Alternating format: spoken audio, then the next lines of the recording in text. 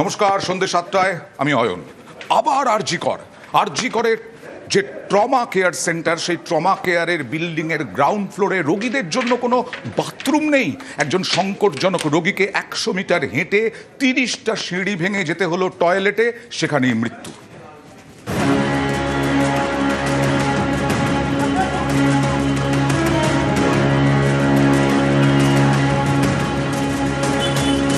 ফের আরজি করে রোগী মৃত্যুতে বিতর্ক।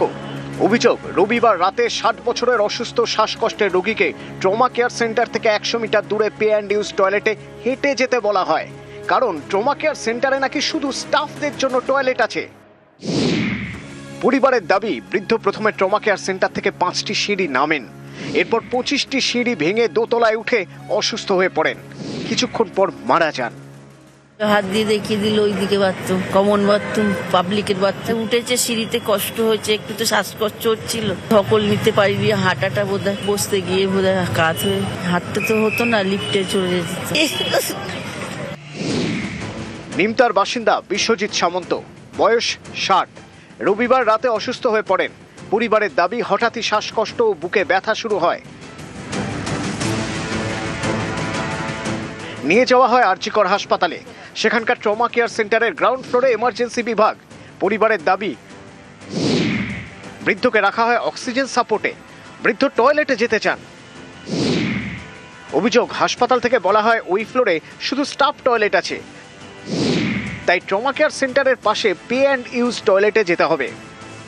অক্সিজেন চলছিল মনে হয়, নাকে একটা কিছু ড্রপ দেওয়া হয়েছিল, তারপরে মনে হয় টয়লেট পেয়েছিল, বলেছে আমি টয়লেটে যাবো। তা বলেছি যান বাইরে নিয়ে যান, বাইরে নিয়ে যেতে ওখান দিয়ে ওনাকে হাঁটিয়ে টয়লেটে নিয়ে যাওয়া হয়েছে।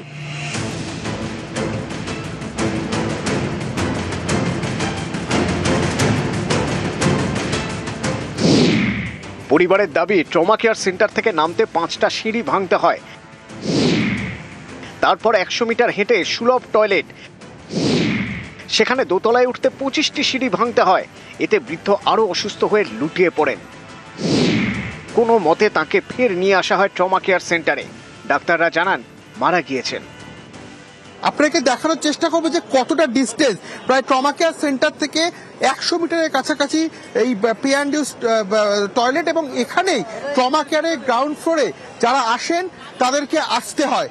প্রায় 30টির কাছাকাছি সিঁড়ি বেয়ে উঠতে হয়। ফার্স্ট ফ্লোরেতে উঠতে যাব, তো উঠেছি কোনো মতো বাবাকে নিয়ে। ওখানে যাওয়ার পরে বাবার আস্তে আস্তে বডিটা লুজ হওয়া স্টার্ট হয়, কোনো এনার্জি ছিল না। তো দেন আমার ওপরেই পুরোপুরি কোল্যাপস করে যেত, ধরে নিয়েছিলাম, পড়তে দিইনি। ভেতরে যদি থাকতো তো বাইরে যাওয়ার তো কোনো প্রশ্নই হতো না।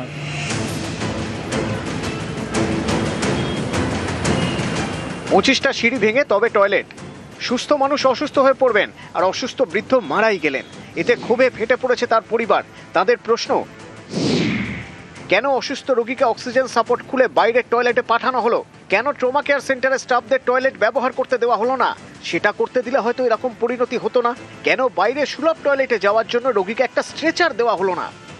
এটা হচ্ছে কি, ট্রমা কেয়ারে এক্সেসিভ লোড পড়ে যাওয়ায় ম্যাক্সিমাম সময় বাথরুম গুলো এনগেজ থাকছে। তাই জন্য আমরা এটা নিয়েও কথা বলছি যে এই যে এত এনগেজমেন্ট, এত লোড বেড়ে গেছে, আমরা এটাও কথা বলেছি যদি কোনোভাবে বায়ো টয়লেট, কিন্তু বায়ো টয়লেটের প্রভিশন নেই। এতদিন যেমন ভাগ ছিল ডক্টর, স্টাফ এবং পেশেন্ট এবং রিলেটিভসদের জন্য, পুরোটাই যদি সবার জন্য ওপেন আপ করে দেওয়া যায়, এছাড়া সমস্যার সমাধান করা very difficult for the time being.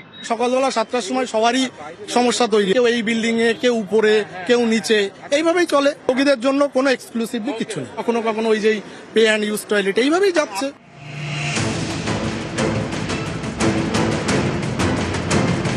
বৃহস্পতিবার এই ট্রমা কেয়ারে এই লিফট বিভ্রাটে মৃত্যু হয়। তারপর একটি লিফট বন্ধ রয়েছে, তবে আরেকটি লিফট চালু আছে।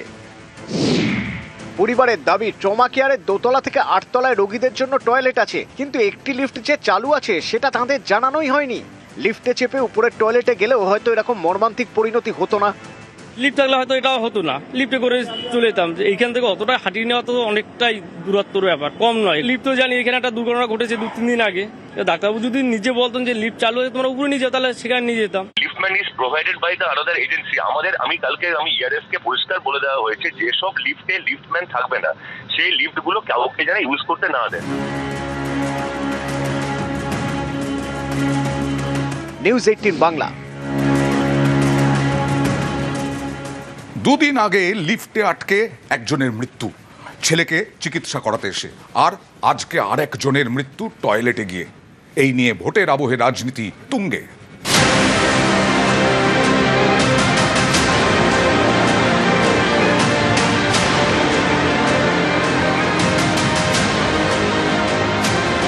তরুণী ডাক্তারকে ধর্ষণ, খুন, লিফট বিভ্রাটে মৃত্যু, সিঁড়ি ভেঙে শ্বাসকষ্টে রোগীর মৃত্যু, একের পর এক চাঞ্চল্যকর অভিযোগ।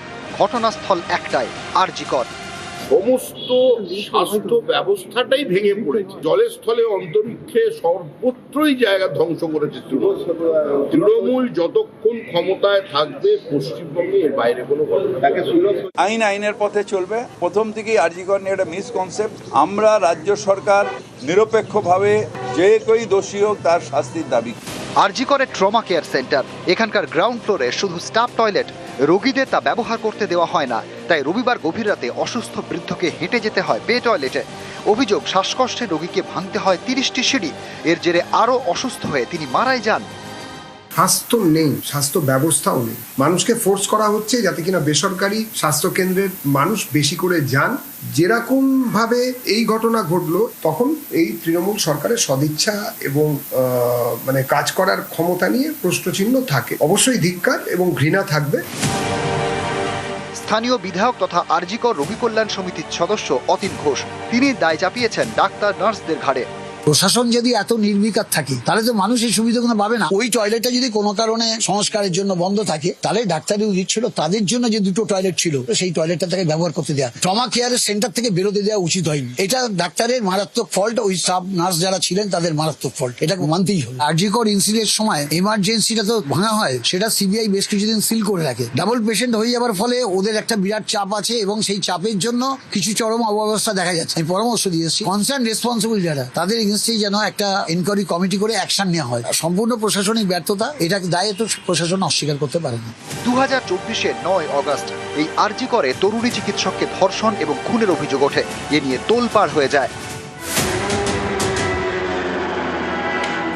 রাস্তায় নেমে শুরু হয় আন্দোলন। বৃহস্পতিবার সেই আরজিকর হাসপাতালে লিফটে আটকে মৃত্যু। আর এবার টয়লেট যেতে গিয়ে 30টা সিঁড়ি ভেঙে অসুস্থ বৃদ্ধের মৃত্যুর অভিযোগ। যত কাণ্ড আরজিকরে। সমস্ত স্বাস্থ্য ব্যবস্থাটাই ভেঙে পড়েছে। বাথরুমে হবে, লিফটে হবে, মানে জলে স্থলে অন্তরিক্ষে সর্বত্রই জায়গা ধ্বংস করেছে তৃণমূল। যতক্ষণ ক্ষমতায় থাকবে পশ্চিমবঙ্গে এর বাইরে কোনো আইন আইনের পথে চলবে। প্রথম থেকেই আরজিকর নিয়ে একটা মিসকনসেপ্ট। আমরা রাজ্য সরকার নিরপেক্ষভাবে যে কেউ দোষী হোক তার শাস্তির দাবি। নিউজ 18 বাংলা। 28শে ফেব্রুয়ারি প্রথম ভোটার তালিকা, তারপরে সাপ্লিমেন্টারি তালিকা। আজ 23শে মার্চ, আজ রাতেই সাপ্লিমেন্টারি তালিকা প্রকাশ হবে। জানা যাচ্ছে রাত 9টায় সম্ভাবনা রয়েছে সাপ্লিমেন্টারি তালিকা প্রকাশের, অর্থাৎ নতুন তালিকা 9টা নাগাদ প্রকাশিত হতে পারে। কথা বলবো প্রতিনিধি সোমরাজের সঙ্গে। সোমরাজ, এত রাতে যদি প্রকাশ করা হয়, তার পরবর্তী কাজগুলো কখন হবে?